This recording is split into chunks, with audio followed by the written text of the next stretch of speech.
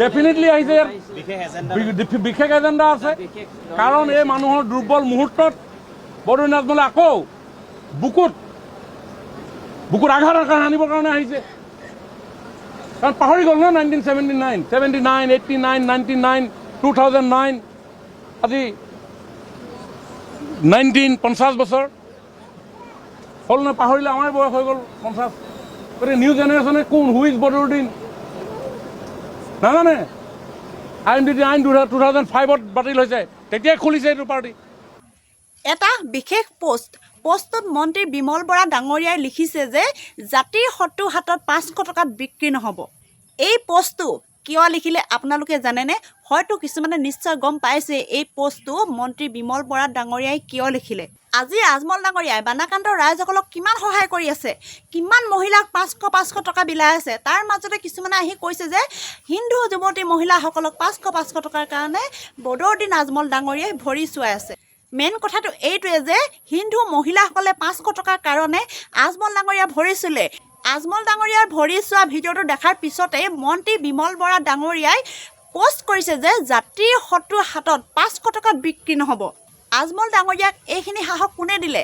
নিশ্চয় আপোনালোকেই দিছে আজি সাহস পাইছে কাৰ পৰা আপোনালোকৰ পৰাই পাইছে আপোনালোকে যদি বানপানীৰ সময়ত বানাকান্তৰ ৰাইজক সহায় কৰিবলৈ সেই সময়তে যদি আগবাঢ়ি আহিলহেঁতেন তেনেহ'লে আজমল ডাঙৰীয়াই আজি বানাকান্তৰ ৰাইজক সহায় কৰিবলৈ আগবাঢ়ি নাহিলহেঁতেন আৰু আপোনালোকে কেতিয়া হাৰ পালে বানপানী হোৱা এসপ্তাহ পিছত আৰু আপোনালোকে এসপ্তাহ পিছত যদি বানাকান্তৰ ৰাইজসকলক খবৰ ল'বলৈ আহিলহেঁতেন তেতিয়াহ'লে সেই জীয়াই থকা বাকী মানুহবিলাকৰ কি অৱস্থা হ'লহেঁতেন আৰু আপুনি লিখিছে যে জাতিৰ শত্ৰুৰ হাতত 500 টকাত বিক্ৰী নহ'ব আৰু সিহঁতৰ মুছলমান মানুহবিলাকে যিমান সহায় কৰি আছে সিহঁতে যদি হিন্দু মানুহসকলক জাতিৰ শত্ৰু বুলি ভাবিলেহেঁতেন তেনেহ'লে আজি ইমান ডাঙৰ এটা সমস্যাত তেওঁলোকে সহায় কৰিবলৈ কেতিয়াও আগবাঢ়ি নাহিলহেঁতেন জাতিৰ শত্ৰু বা মিত্ৰতা এনেকুৱা এটা বিপদৰ টাইমত সেইবিলাক বিচাৰ কৰি একো লাভ নাই কিমান মুছলমান আহি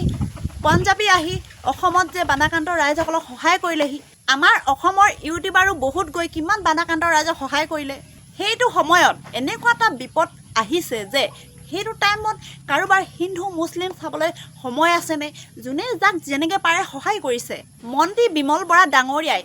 আজমল ডাঙৰীয়াক কি ক'লে আপোনালোকে ভিডিঅ'টো এবাৰ চাই লওক যিজনে আমাৰ অস্তিত্ব ৰক্ষা কৰিবলৈ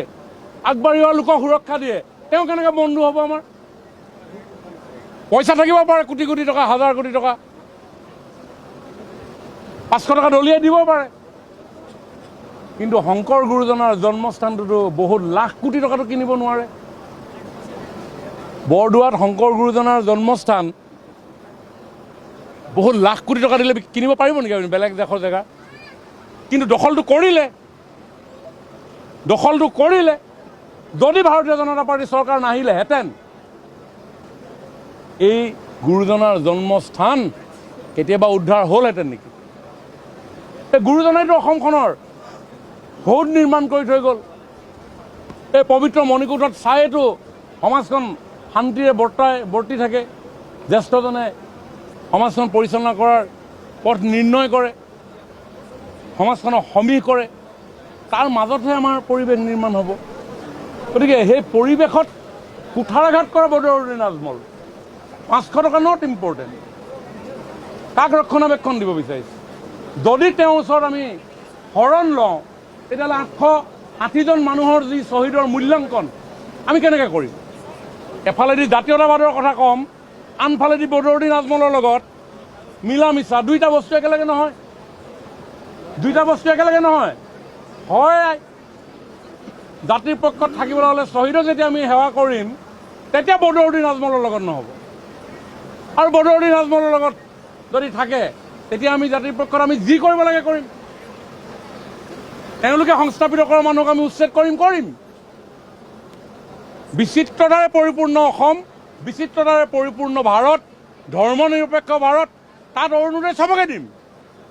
কোনো প্ৰব্লেম নাই